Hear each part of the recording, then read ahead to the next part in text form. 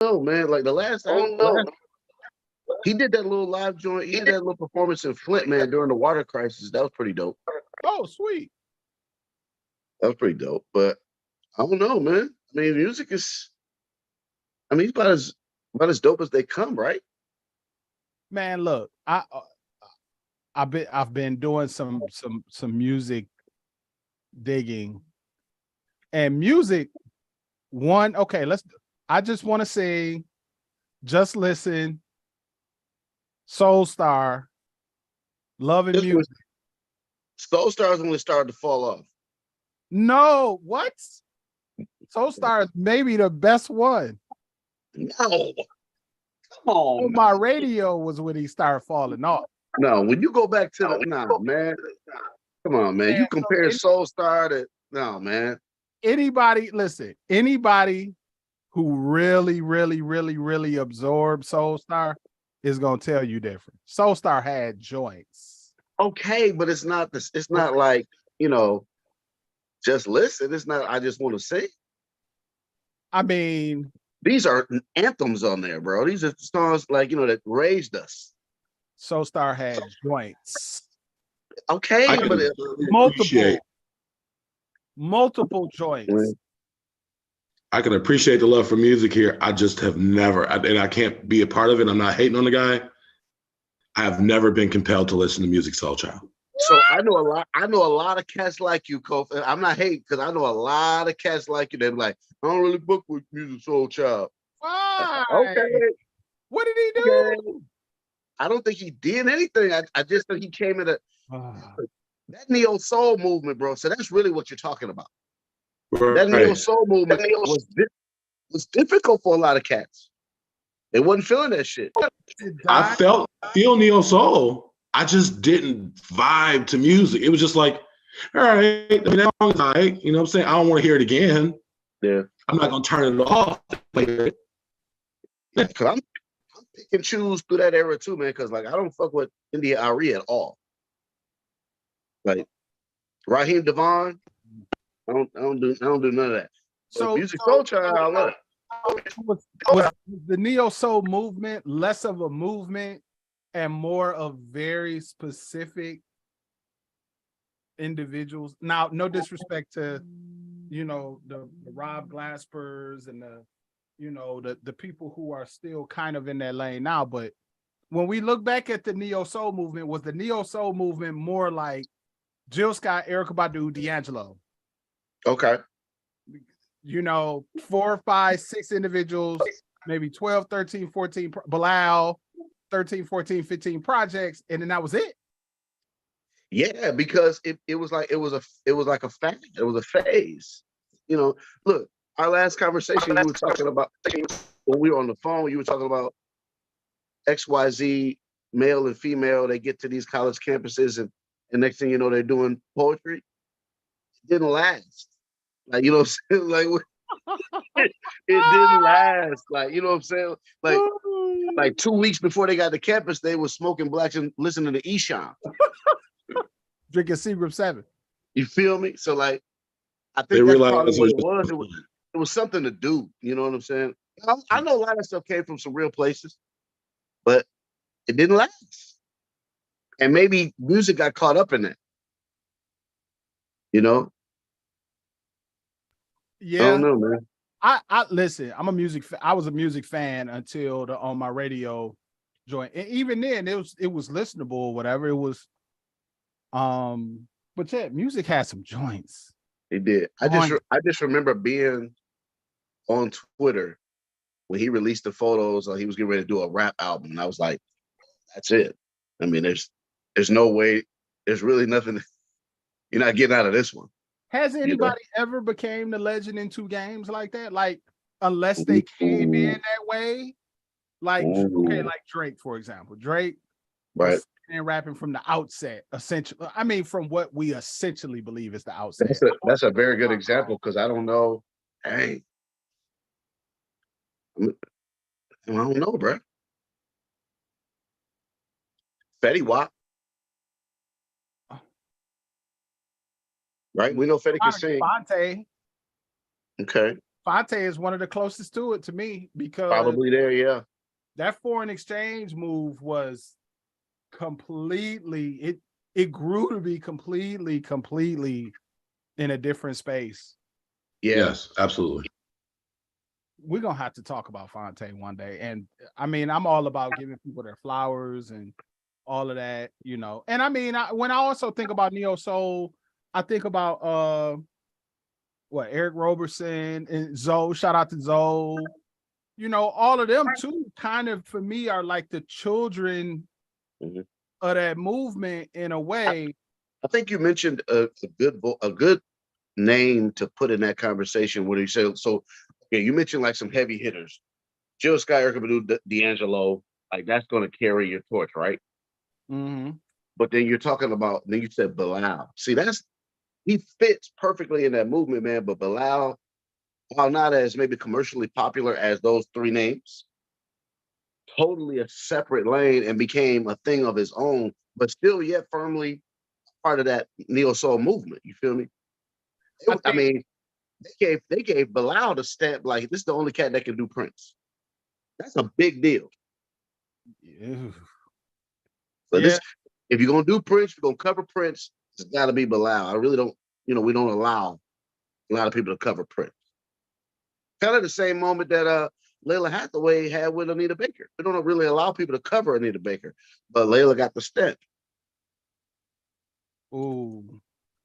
So But when I went to see Anita play in at Little Caesars, one thing that I thought about was this was neo soul before, in a way. Or it was more like an urban contemporary vibe, like which is basically what it is. It was very urban contemporary, and I think about how like without neo soul, obviously music would be different. Way different. Would be so different. Black music would be specifically so very different. But yeah, let's move on. Let's talk about I do want to talk real quick about this story that ran in New York Magazine that said Kendrick being the best of his generation. Obviously, that cast a lot of discussion online. Well, if y'all know my feelings about Kendrick, it's not from a bias standpoint. I just I want to get your thoughts about that. And I think the discussion about generations, period.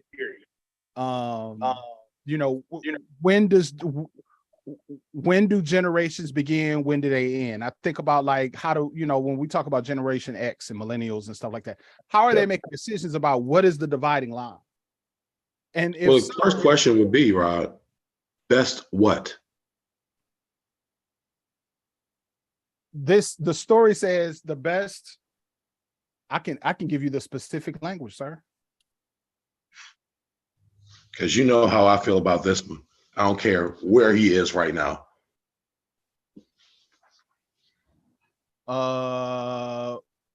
Is he the best anything to you? Off top, no. Even of his generation, even of his time. Even of his time. Wow.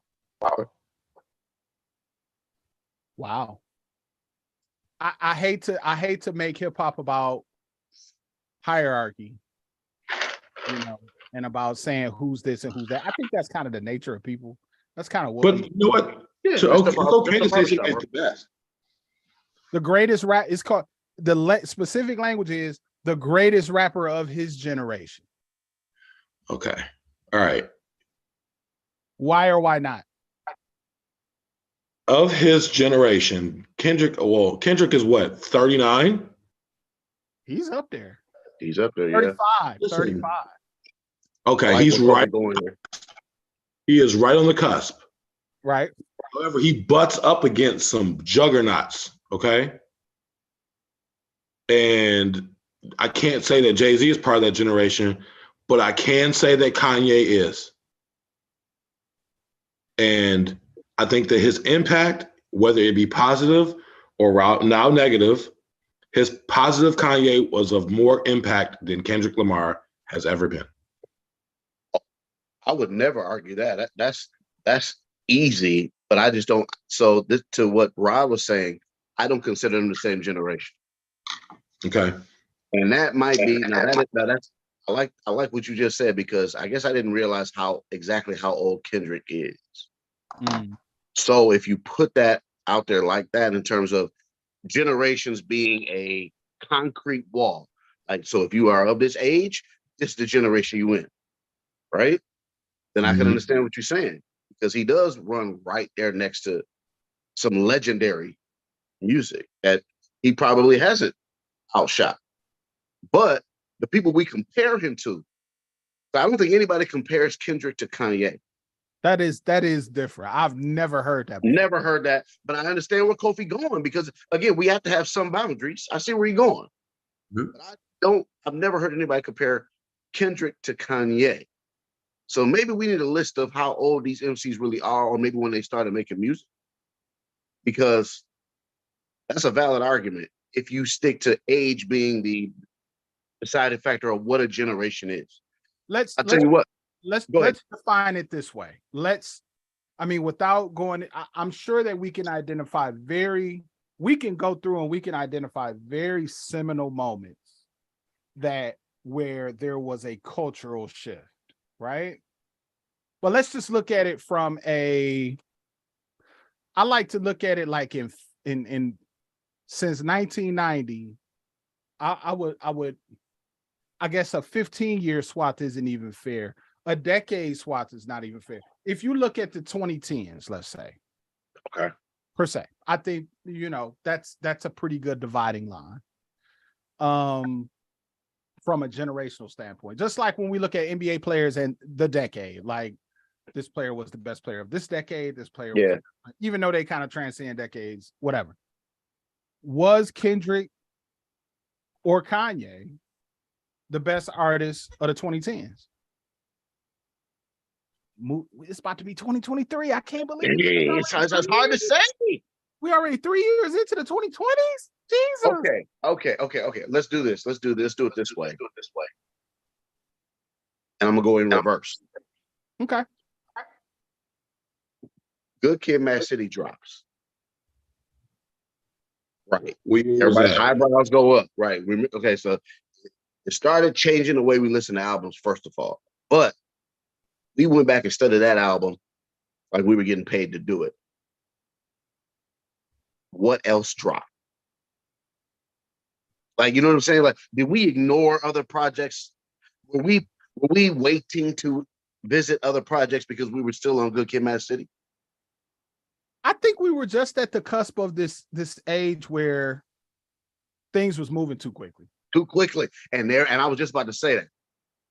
And so this, like, to the point of another bullet point you had in the chat, listening to albums. I think that's the conversation more so. Is Kendrick the greatest of his generation? Is Kendrick playing a different game? All right. I wouldn't say that. That's on my bullet. Yeah. That's on my list as well. But go ahead, Kofi. So in the 2010s, Kanye has released My Twisted Dark Fantasy in 2010, Watch the Throne in 11. I loved it. Yeezus in 13. I love it. Life of Pablo in 16. Yes. I needed it. I needed it at that time. Kids See Ghosts, which I actually appreciated a little bit. Kids See Ghosts was fired.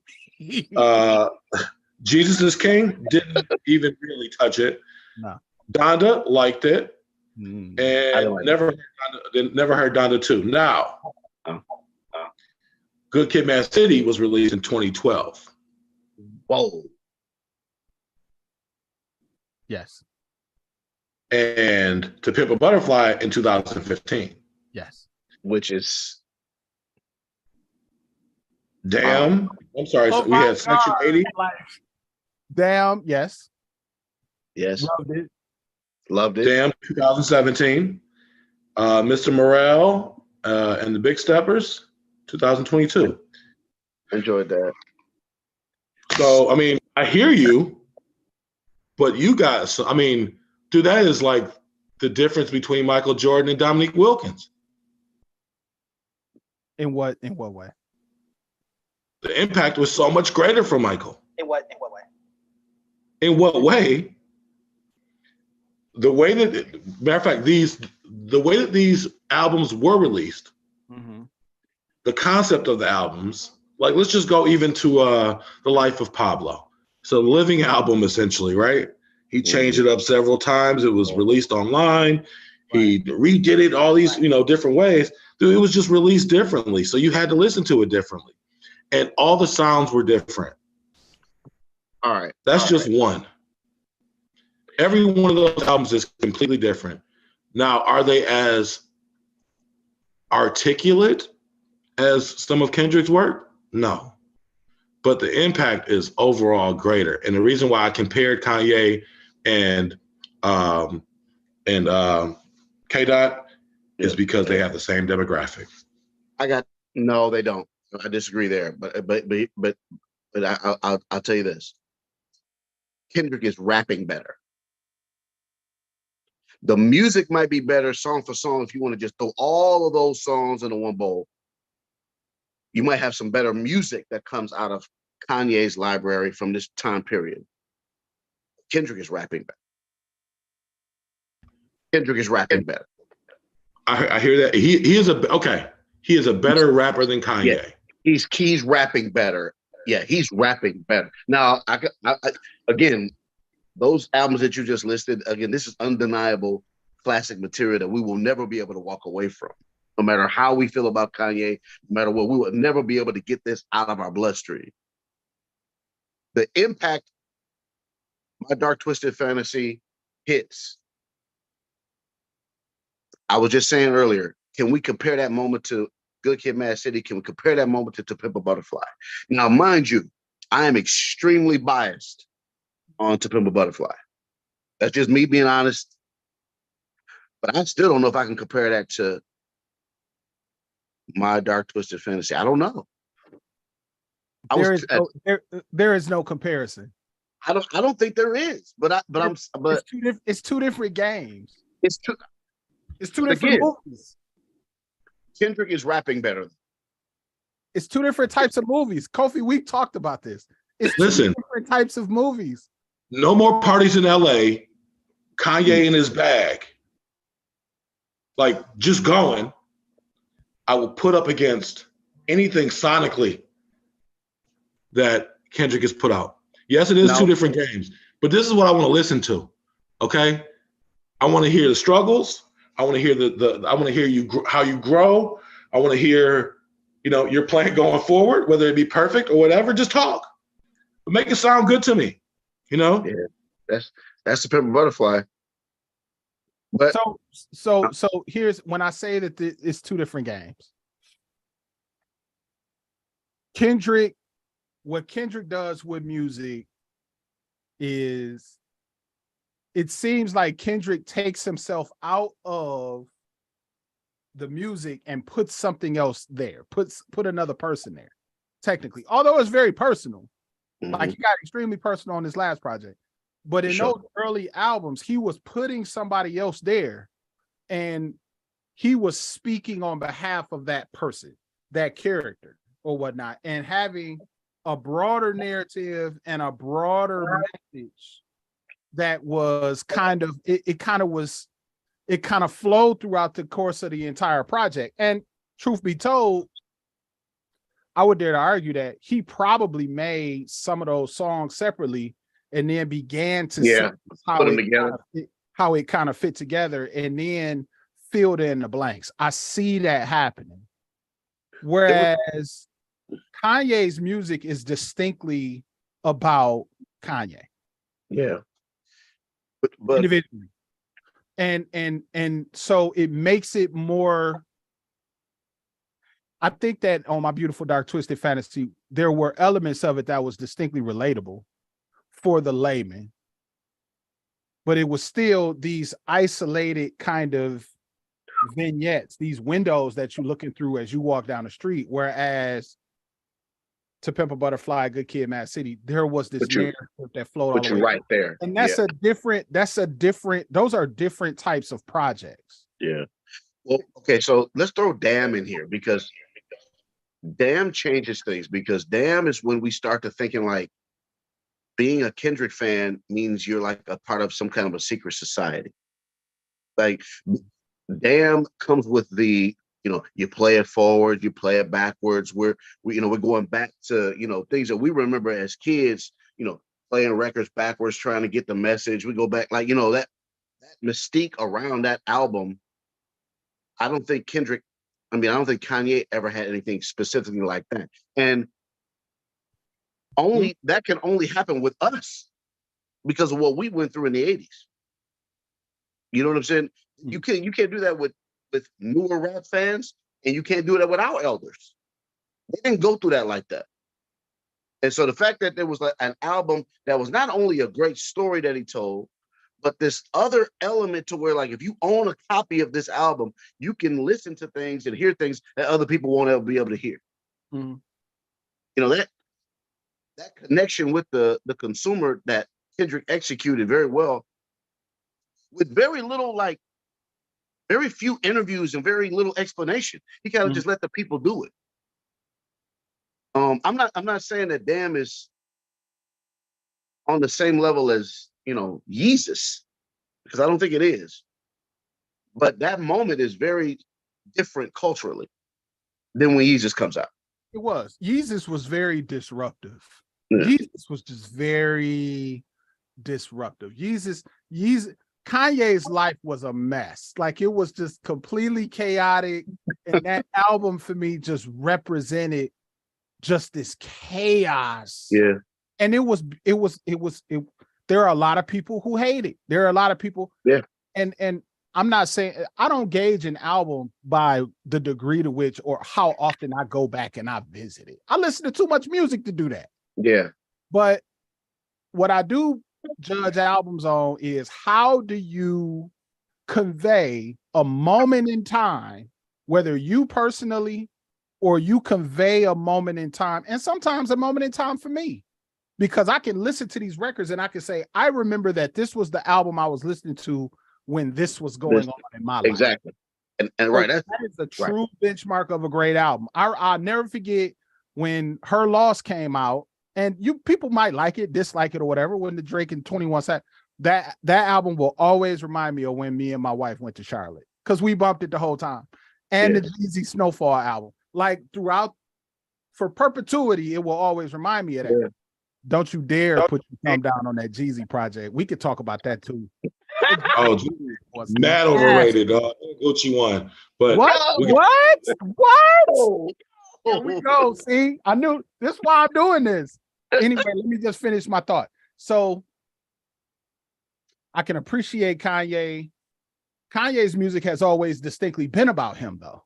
Yeah. He doesn't caricaturize himself. Like, he doesn't take himself out of it. He's like, this music, the reason that you fuck with this music is because it's me. Yeah, absolutely. I can understand that. I can appreciate that. But I don't think Kanye is doing the same thing. For me, just to kind of, in my opinion, I think that Kendrick separates himself from J. Cole in a way by making music that is distinctly metaphorical. Distinctly. Yeah, exactly. Right. It has a broader context. Mm-hmm. J. Cole is extremely relatable. I love J. Cole. Yeah. I love everything. Very talented guy. Very talented guy. My opinions are different than a lot of people. People can go find that out. But that's what I think. So I think, yes. I think he's making the most important music of this generation. But probably the biggest rapper of this generation is probably Future in a way. In a way. See, I tried to tell you. You did. I tried to tell you a long time ago. Hey, I got to give him his peace. I tried to tell you, man. Look, go ahead, Cole. Share with me what you told him. I want to know. I told Rod and let me tell you. So this is, but credit to Rod on this. So this is a little bit more of a two-way street. Rod introduced me to the Noize series. Okay. And I wasn't up on that. And I followed through with that, and I've kept up with most of that stuff. And the reason why I say that is because what they did a great job was trying to capture the cultural piece to all of the people that they covered in that series. But then when we started talking about Future, man, I was big on trying to understand these cats because I knew it was a lot of them, and they were coming out. And look, and Ra will tell you, we come. And Kof, I'm pretty sure you're the same way. I listen to everything. I don't care. Anything that come past me, I'm listening to it at least one time. You know what I'm saying? Yep. And I knew that Future was popular on the internet, and that was my thing. I was like, is he just popular on Twitter, or is he like really out here doing this? Then I saw the live footage of him doing March Madness in somebody's theater. I don't even know where it was. You had those babies out there, shirtless and with the fuckboy haircuts, jumping up and down, screaming. It's like a Bob Marley moment where you can't hear Future on the mic. That's when I knew it was something different. So that's when I said, okay, look, I'm going to try to listen. You know what I heard, bro, when I listen, man? It's depression. It's depression. It's black male depression. As you know, he gets off, and a lot of people get off on, well, he treats women terribly and he's not a good dad. Yeah, we get off. He's the extreme version of all the trash that we know about black men. But inside that extreme, it's a depression there that we resonate with, that black men can resonate with. We all don't, but black men can resonate with. And that's what I keyed in on. I was like, he's sad, bro.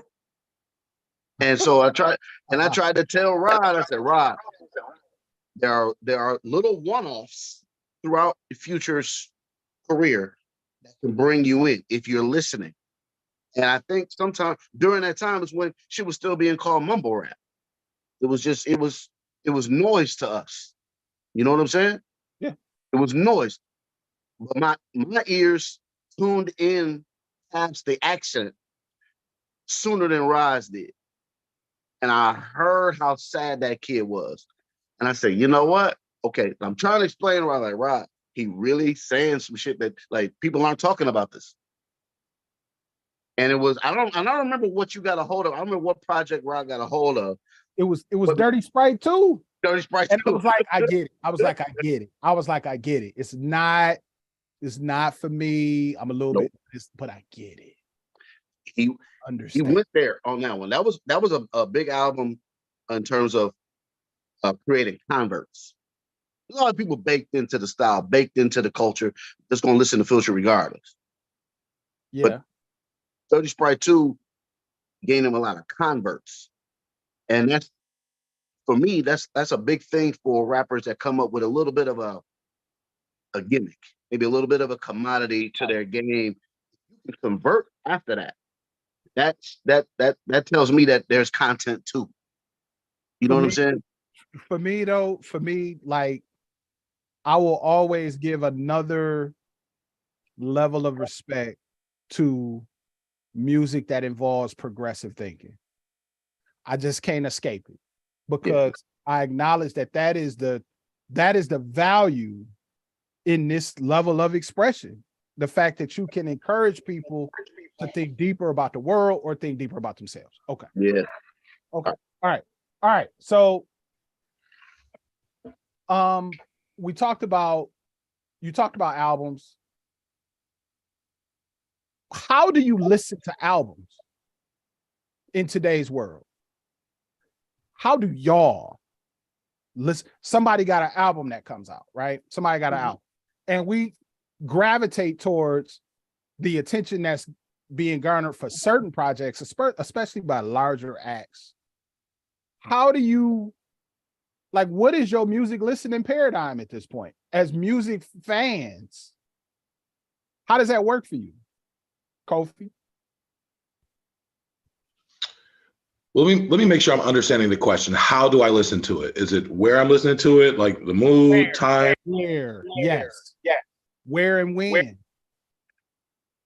Where and when? I am going to pull up a song. I'm gonna probably sit where I'm at, I got another seat that's over here, and I'll let it run. I'm gonna take a look at the amount of songs that they have on there, and I'm immediately gonna listen to the intro and the second song. This will usually be at about 5 or 6 o'clock, right after work. That's usually my golden time of day. Golden time of day. Sorry, go ahead. I start there, and typically, there's something in those first two songs that usually, is a wowing factor to me on an album that I really like. Okay. But then I'll let it roll until I hear a song or a line in the song that really latches on to me. So an artist that you never heard of before for this. Yeah. We're talking about an artist that I never heard of before. Okay. But this is any album, really. I follow the same pattern with any album, whether it be a Drake album, Smoke DZA, I don't know, whoever. Okay. What was the most? I mean, that's how I go at it. Yeah, give me an example. When the last time you did this? Okay, an example of both ways. An example of you got through the intro and the second song, and you was like, "No, thank you." Intro, second song, you said, "Okay, I got to finish this right now." Oh, I'll give an album a listen, even if it's okay. These first two songs were kind of trash, and then I skip. I'll skip waiting for something that really catches my ear. So it might be 6 tracks in. All right, cool. Let me hear this one. And then there's a line that catches me. There's a noise. There is something that reels me in. All right. And it helps me to relate to the artist, whoever it is. Whether I know this artist or not. And then I use that as like a foundation to go back and listen to the other songs that I think may have been trash. It makes me appreciate those other songs. Like, all right, cool. I know what you can do. Let me see what you tried to do here, how maybe you did it. Something. Yeah, maybe I missed something. And most times, most artists, I don't find things that, like that are remarkable. I think. Whether it not be sonically beautiful, whether the charisma is not great, whether the story that they're telling is not relatable, or how they tell the story is not relatable. I don't know. I guess it's a certain je ne sais quoi about each album and each artist that really keeps me, maybe it's the hope that they'll be solid too. Yeah. So we get caught up in a lot of that. QB, what about you? Lately, man, it's really about, I have to plan my listens now. And depending on whether, to Kobe's point, whether you know the artist or not, if it's an artist that I'm familiar with and that I'm expecting something, and you make it like a destination listen, it's all about me and my truck. I got to do it in the truck. That first listen has to be inside the truck.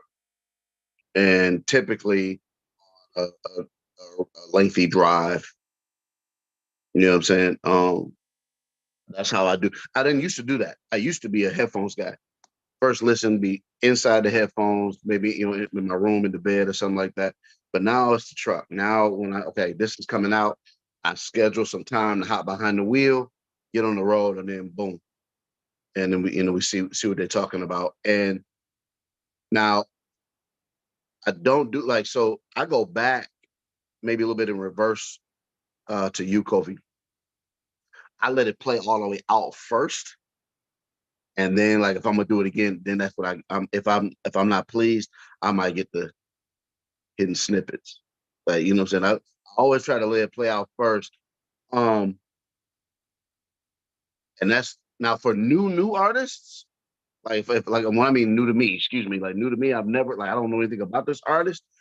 That's when I'm I don't plan for that. That I could just be, I keep an earbud in at work sometimes, and I'm like, okay, let me see what they're talking about, and then that's where I go to that. I might get through the intro, maybe the first or second track, and be like, okay, yeah, let me see if I can finish this. You know what I'm saying? But things that I'm anticipating, projects that I'm anticipating from artists I'm familiar with, I have time planned out, set aside, so that I can, give it that first justice run. The reason I'm asking is because we're behind in a way where, kind of going back to what we was talking about in terms of the difference between projects having some level of continuity versus projects being kind of a collection of songs or Mm-hmm. it being kind of more loosely connected. I know that we know that people aren't listening to entire projects. Like, if just for me, I do, you know, I have a nice drive to work. You know what I'm saying?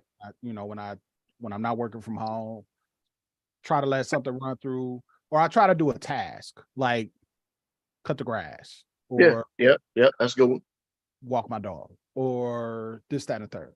Because you got to kind of take every project at face value and really look through it to understand what is the artist trying to accomplish? Who are they talking to? And be able to listen to it through the perspective of who are they, you know, Who's even the though audience? they're not talking to me, but what are the people who they talking to, what they gonna get out of it, right? Mm-hmm. And then obviously for me, you know, there's also the technical side of it that I listen to. Yeah. You know, I listen to you know, not only to learn, but to kind of appreciate too. Yeah. What I'm saying is, like, what does it take? Like at this stage of how music is being created, what does it take to create an album that can be universally supported or successful through the eyes of modern, you know, like modern music making, this modern generation, and be able to connect itself through, you know, through hip hop history as well? Because ain't nobody listen to the whole albums no more. Yeah, So I think it starts with name recognition. I think, and for unfortunately, so like maybe we, you know what? That's funny. So maybe we're reverting back to a you know, a previous time where that's kind of how it was back in the day. Like, if you didn't have cosign or if you weren't somebody, it's hard to get on. Well, now, unless you have a cosign or you don't come from a specific cloth, it might be hard to give, you know, it might be hard to get that full blown justice listen from your audience. You know what I'm saying? Like, so if we know such and such and such and such is going to be producing on this album, right. not just for us, not just for the audiophiles, but even for the casual fan, you know that this is, you know, this is a DJ Mustard project. Yes. Yeah. If you're a DJ Mustard, you looking for DJ Mustard, you're gonna devote some time to finishing the project. Yeah. So is it the name recognition or is it brand recognition at that point? Both. I think it's both. I think even if you're not checking for the MC, but you know that their production is coming from a specific area for us. That might be more for us, Kofi. I try to see hip hop now through the eyes of the pedestrian fan, the same way I do sports. What excites them as opposed to what would excite us? And what I think excites them is name recognition. So like this Metro Boomin project with 21, those fans are going to listen to it, period. And make TikToks out of it and you know, do whatever they do because it's Metro Boomin 21, like they're gonna listen to it anyway. Mm-hmm. As opposed to, let's say Metro came out with an album with some MC out of you know, Monkey Mouth, Kentucky somewhere. It's gonna be some fans that listen to it, but not the same ones that listen to that 21 album. Even though it's Metro. Shout out to Wide Body Media checking in. What up, though? What up, DJ Wide Body? So I don't know, man. I don't know. I don't know. I have a hard time with this conversation because from where we usually sit, we're gonna listen anyway for the most part. But I don't think the pedestrian fan has that same. I don't think they care as much because they can always just go do something else. I don't think so either. I think that's the crux of it. Like there was a report that ran in Billboard that I posted on Facebook that talked about it was titled "Is Hip Hop's Dominance Slipping?" Yeah, I saw that. One of the quotes said, "My magic is gone." And there were some people who responded that said, you know, that's only a perspective from the consumer perspective, like the people who are making cheese off of, you know, music and this, that, and third. But I would dare to argue that there aren't as many mid-level to high-level artists who are kind of towing this line of, yes, I'm commercially successful, but I'm making music that is challenging the culture or creating a Yeah. One of the things they brought up, they talked about 2017. They said at that time you had artists like Ye, you know, Jay-Z, Lil Wayne. They still had some more in the tank. People like Drake, Kendrick Lamar, and Nicki Minaj were putting their mark on the culture. Rising stars like Pop Smoke, Juice World, XXX, Tentacion, and Cardi B were already scoring plaques. So, I mean, you just look at that list of artists. You know, Ye is older.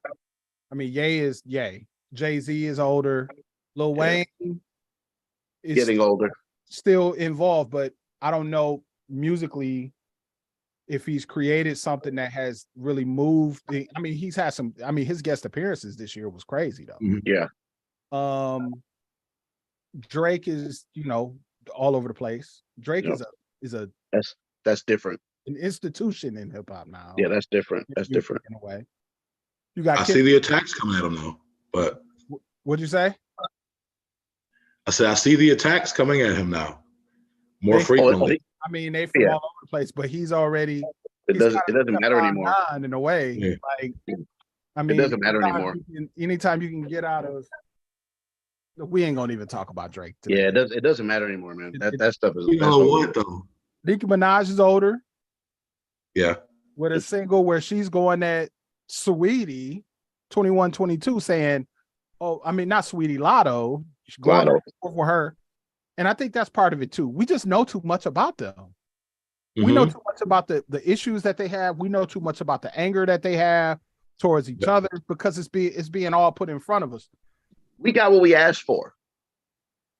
We wanted to know all the industry inside stuff when we were Back kids. in the Black Beat days and the Source days, this is what we wanted to know. That's what we wanted. Right. That's a good point. It's what we wanted. The Source came once a month. There was no universal hip hop media. We went on every day. What do we do when we got the internet? We listened to radio shows from other places to try to hear what was going on where we were not. That's a good point.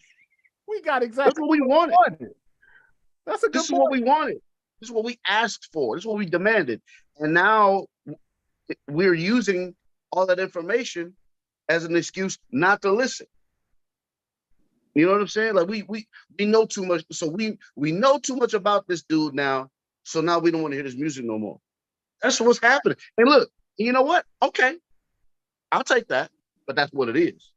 Right. That's what it is. Like before, we didn't care about nothing that was going on in their personal lives, this, that, and the third. Now we do. And maybe we should. Why? You know, but that's what it, huh? Why should we? Well, don't I mean, come on. Don't push me to the obvious. Right? I don't like cats that are dangerous dudes. I don't care what they rap about. You know what I'm saying? I'm at that point now where if this is if these men are living damaging lives, my interest kind of fades away. That's the old man in me. You know, that's the father in me. You know what I mean? I get it. When I'm 19,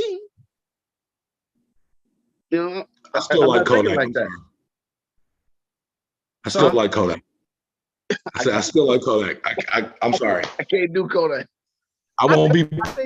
Look, hold up. I got my list of bullshit I shouldn't be listening to. So I'm not trademark, but I just don't fuck with Kodak. We good. I think if we start thinking about, I mean, short of, you know, the non-studio issues that people had, I think, was Kodak successful in raising his profile this year? Absolutely. Hell yeah, it was. You know, but every time that profile, anytime your profile comes up, there's going to be a list of issues, and some of which are justifiable, you know, completely. There are going to be those things are going to lift as well.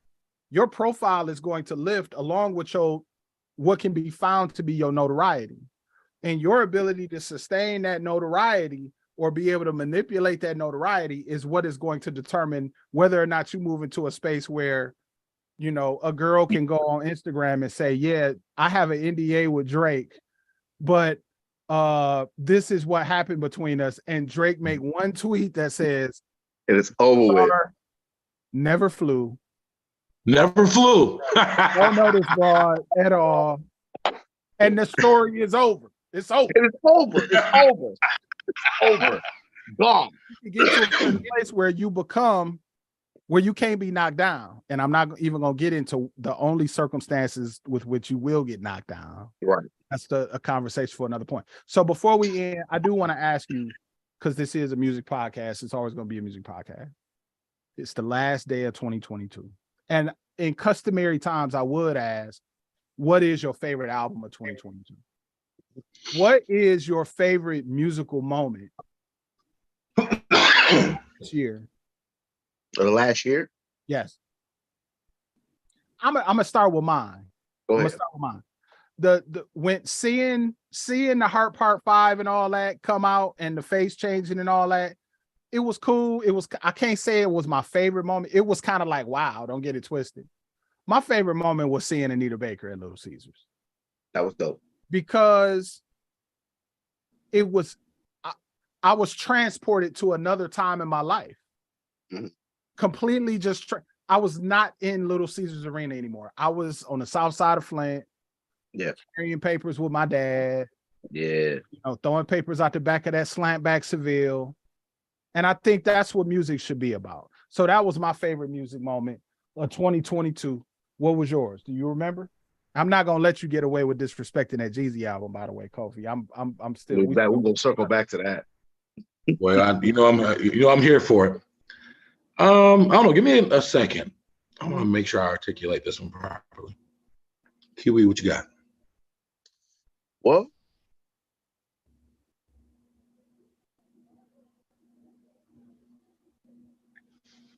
I'm going with Renaissance. Mm. And I'm gonna tell you why. I was perfectly ready to just consume that and be done. Perfectly ready to say, okay, fine, another album, cool. I'm a fan, but I mean, whatever. I had other things that I could have done. But I'm gonna tell you what. Maybe it was the time period, what in my life or whatever. But I was glued to that album. Still am in a lot of ways. And so that album actually made me start to question her entire discography. Like we know what we've gotten from that side of the game, from her specifically, and from that side of our more mainstream artists, right? Mm-hmm. This album to me was different. The moment was different. And the fact that I felt that there were intentional things done to get me to that point. The references that were made, the musicians that were chosen, some of the creative choices that were made in specific songs, stuff you just don't hear anymore. And so that was a big thing for me. Right there, right smack dab in the middle of my year, I moved from the Midwest to South, and this is the soundtrack. There it is. That's walking me through those, like up and and I'm getting comfortable in a new environment with this in the background, and I'm enjoying it. Yes. So yeah, for 2022, it's all about Renaissance, bro. And not only about Renaissance, but knowing that album is only one part of what this thing is supposed to be. Like, so again, the comment I made about Kendrick's Damn. Mm-hmm. If you were involved with that album, you always felt like, oh, wait a minute, there might be another layer. There might be something else we're missing. With this Renaissance moment, like we're still in anticipation of something else that's supposed to be coming. Yes. So that 2022 was all about Renaissance for me. Okay. I'm gonna go back and listen again because I listened to it with engineer ears, and it's a technical achievement, completely. Mm-hmm. But I need to listen to it from a content perspective, and I've never gotten into. I know, Kofi, I'm sorry. I've never gotten into a Beyonce album. Never. There's 2 albums for me. It's this one and 4. That's it. Lemonade got me though. Lemonade got me, especially the first half of Lemonade. Yeah. Because it had the HBO special along with it. Yeah. Renaissance it had me completely captivated. 4 is really good. Okay. Really good. That's LeBron going for 47. It's for that. Wow. Anyway. Kof Dog. Okay. So I think that this may have happened this year, but the Amazon special with Drake and Kanye was a big moment for me. Yeah. I sat there. Yeah. I waited. I watched the Amazon trailer. I watched my screen the screen. What was that? Just a screenshot or just something up there while we waited? Yeah. I did that. It reminded me of Michael Jackson, a movie premiere or a song premiere on ABC years ago. Okay. It reminded me of Jay-Z's "Show Me What You Got" premiere. But this was just something bigger. It was essentially a versus. It was Drake essentially kind of conceding to Ye, on his show or a show that he was putting on. And I liked it. I thought it was a major event. Is there anything really memorable about it? Not really, besides the first part of it. All it needs to be. That's all it needed to be. Yep. Also, a couple, I guess we could bring up some albums that stood out to me as impressive. By definition, I didn't think that they could do it. Freddie Gibbs, Soul Separately, didn't think he could do it. It's not the greatest album at all, but it's just something I need. You didn't think he could do what? I didn't think he could make this, have me listen to a whole album front to back. Okay.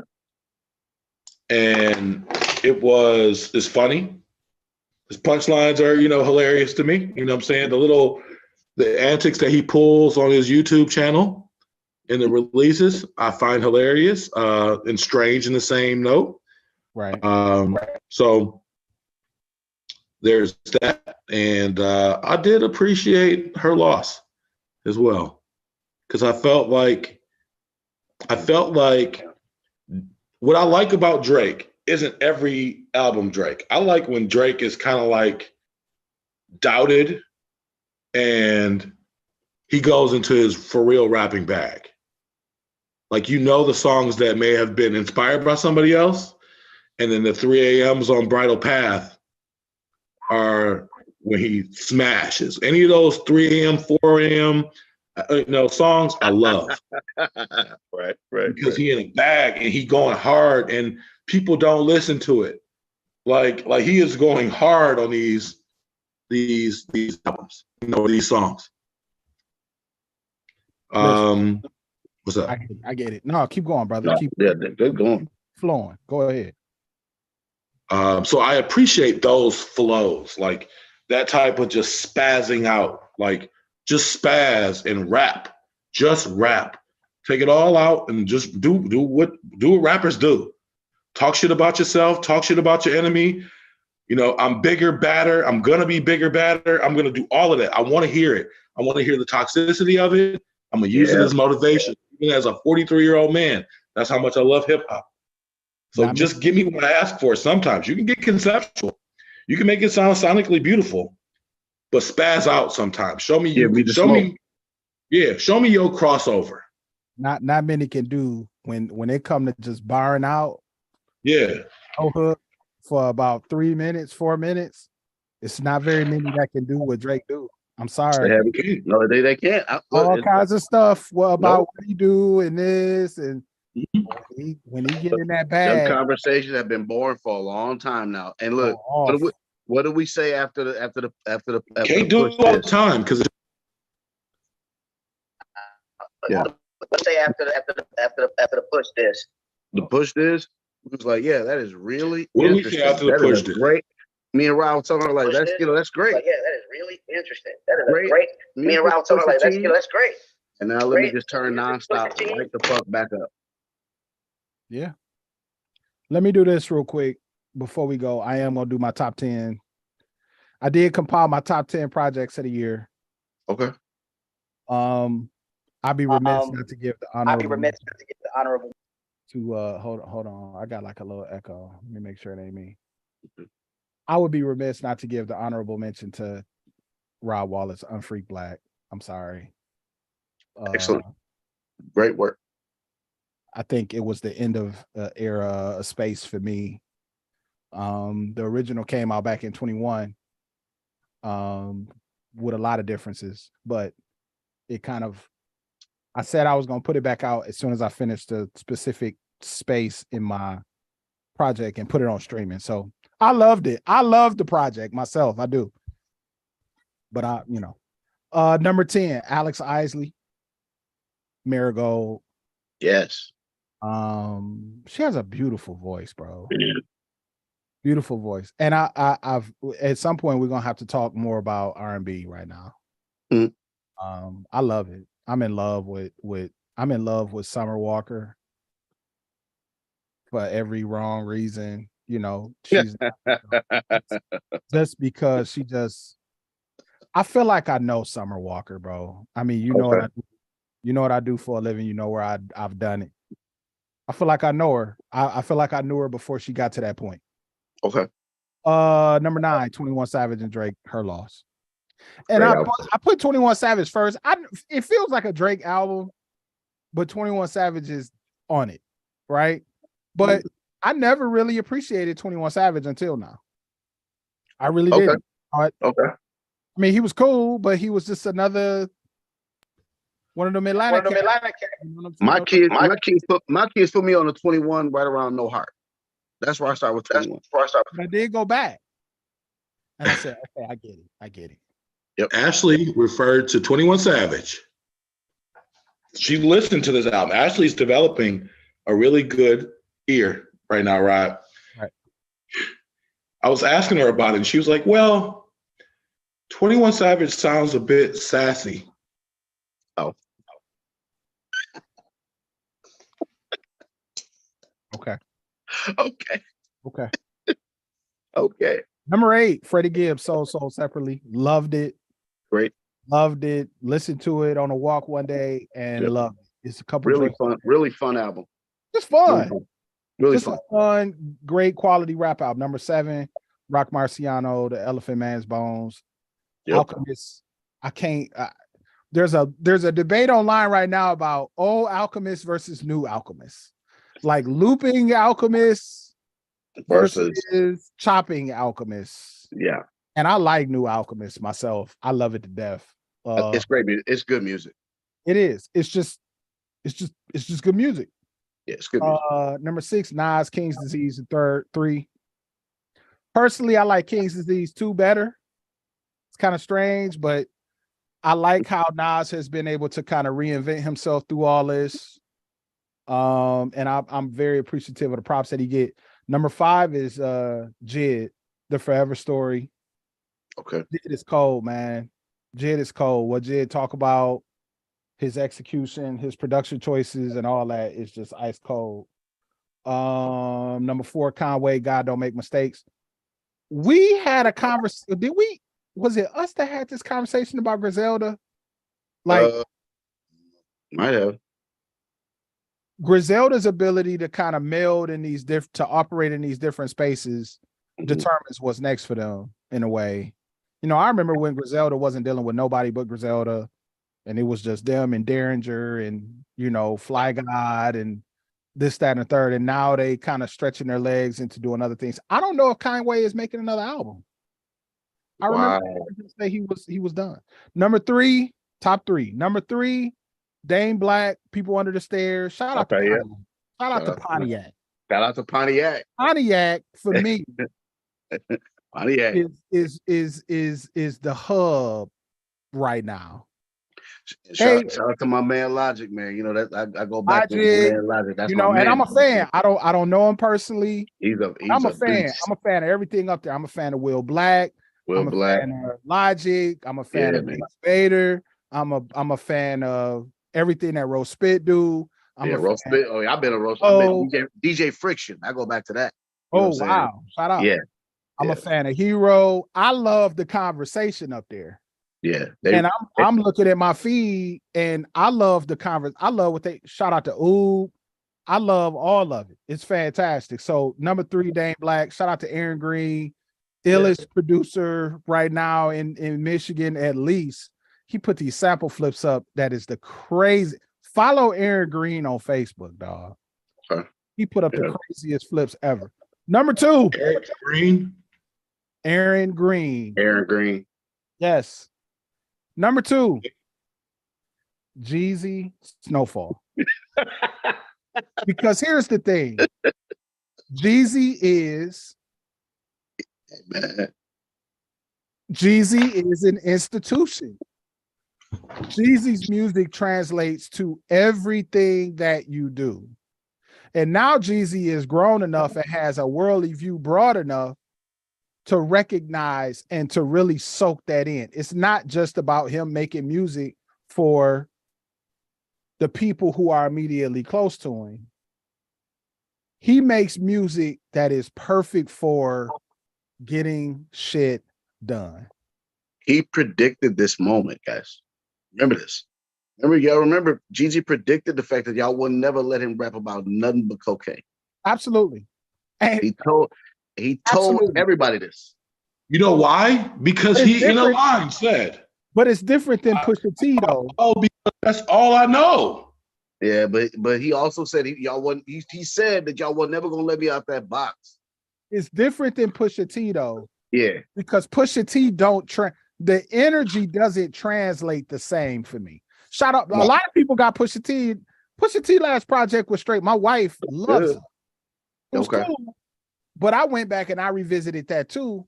And it was cool. But as far as it was different. I don't know what the energy of the production of the Jeezy. And then you got DJ Drama on there. And it was very nostalgic for me. So I loved it. I love it's the project I listened to more than anything this year. I'm trying to be in Atlanta for the live orchestra joint. Ooh, I'm trying to be there. They gotta stream it. They gotta stream. I'm trying to be there. I'm trying to be in the building.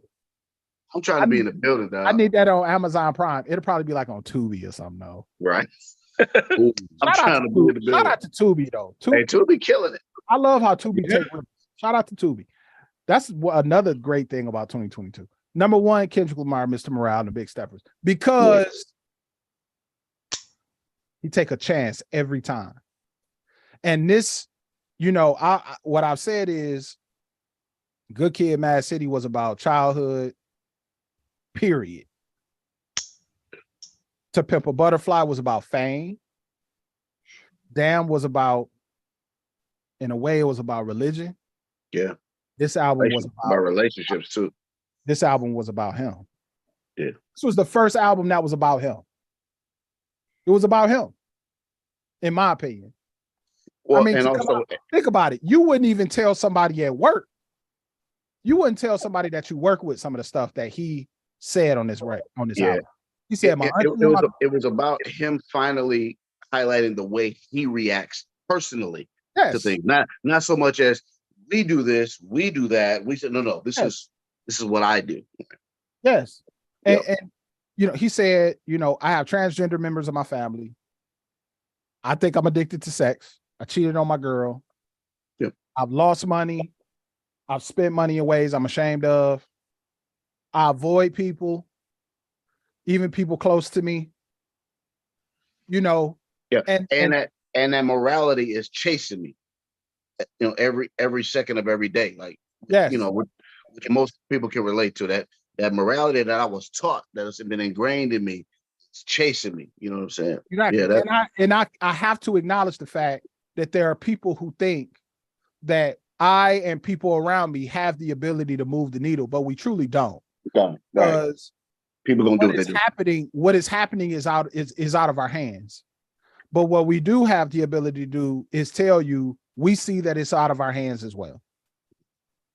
He said, Kendrick can make a record or this, that, and the third. Future can get a money counter or something, but he can't save you. Like, I can't save you. Hip hop unto itself can't save anything. You know what I'm saying? Because it's a part of hip hop on a broader scale is a part of a bigger machine, right? But what I can do is intend for you to kind of explore your truth. Right. You still got to live your life. What's going to save you? Right. You can't focus on me all the time. Mm-hmm. You still got to get out there and live your own life. Exactly. Exactly. And I appreciate it. That's why what separates Kendrick from other people, because he's really intending for people to look at themselves and not just look at me. And we live in a look at me. We're in a look at me situation. For sure. So that's my top 10 of the year. I'm with that. It's not a bad top 10. So we're gonna go. I'm sorry, go ahead, bro. I mean, I might have moved some around and missed some, I might add some in there, but that's not a bad top 10 at all. Is there anything I missed? You got a project that I might have missed?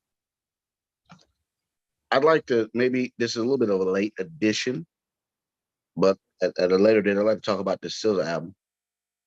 Ooh, next time. Yeah. Who? Yeah. A lot going on there. A lot of going on there. I know SZA, bro. Who is SZA? Let me just ask that question. Who is SZA real quick? To me? Who is she? Because rap is like high school. Right? Who is SZA? And don't tell me a name. Don't tell me. No. But who is SZA? No, let's save it. Let's say that. All right, we're gonna go ahead and we're gonna close. Thanks for everybody who came through and kicked it with us. And we'll be back. Next week to just kind of chop up a couple things. Kofi, you got anything to say to the people? Nothing much. Happy New Year. Happy holidays, all of them. And I don't know. I just figured I'd share how much of an adult I know that I am, because I'm looking at what I'm going to put in the crock pot here. Amen. To literally stay in the house for the rest of the night. You staying in the crib? You chilling? Dude, I find no value in going out on New Year's Eve. Most of your energy is placed into what you put on before you go out. And by the time you get out there, it's like, all right, well, that's enough. That's enough for me. Let me go ahead, head on in, hit this dusty trail. Absolutely. Tonight's menu will be a delicious red wine that paired with beef ribs that I'll be putting in the crock pot. I'll be watching plenty of football, and matter of fact, I'll be putting it on the crock pot here in a minute so it can cook for 8 hours. Also, we are officially flabby and sick. When you tired from getting dressed, you touch flabby and sick. Hey, man. You don't know that man's drip. And I'm gonna fall down a YouTube rabbit hole. Last night I fell down a roulette rabbit hole for some reason. Rhythm roulette? No, roulette like gambling, like roulette? Casino roulette strategies. Oh, not that I'm a gambler like that, but it was very interesting. Like, I guess how much thought is put into this. Mm-hmm. I'm with that. I'm going to get out the house here in a couple hours, y'all. I'm going to go watch that Michigan game at a little sports bar up in Franklin. And then me and my lady are going to go we found a sandwich shop. Like, there's one thing they don't have a lot in the South, fellas. I don't know if you know this. Like, deli sandwich shops that we used to, like, you know what I'm saying, where they slap it on. You feel me? Mm-hmm. They don't have a lot of those down here. So I found one that I got a little angle on. So we're going to go in there and do like the Cliff Huxtable joints, like, you know what I'm saying? Like the hoagies. Your hoagies. You know what I'm saying? The Dagwood joints. Yeah, exactly, bro. Like, like bazookas, bro. Like, so we'll get a few of those, and then just, we're going to lock it down after that. That's a wrap. I'm about to come over here. We about to watch this football game. My wife gonna make some nacho dip. Oh yeah, that's a classic. I got some Canada Dry Zero over here. Y'all see, Alabama's up 14-10 early. Are they? Oh, that game over now? Yeah, against second quarter. Right? Yeah, yep. Kansas On State. Kansas State 14-10 early. But yeah, man, everybody enjoy their new year. We'll be back next week to just touch base with you, and keep talking about music. Keep making music, man. Keep making music. It's important to us. When the music stops, everything else does. Peace.